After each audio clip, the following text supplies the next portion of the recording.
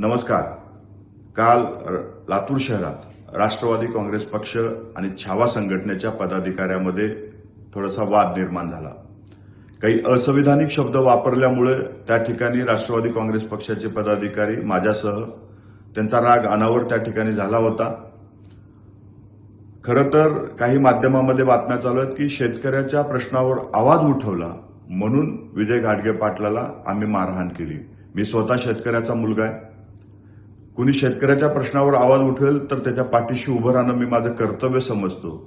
परंतु त्या ठिकाणी असंविधानिक शब्द वापरला आमच्या नेतृत्वाबद्दल म्हणून आमच्याकडनं तशा पद्धतीची कृती झाली. मी त्याबद्दल दिलगिरी व्यक्त करतो आणि लवकरच या प्रकरणाबद्दल मी विजय घाडगे पाटलाची भेट घेऊन त्यांच्या मनामध्ये जे गैरसमज निर्माण झालेत ते लवकरच मी दूर करेन.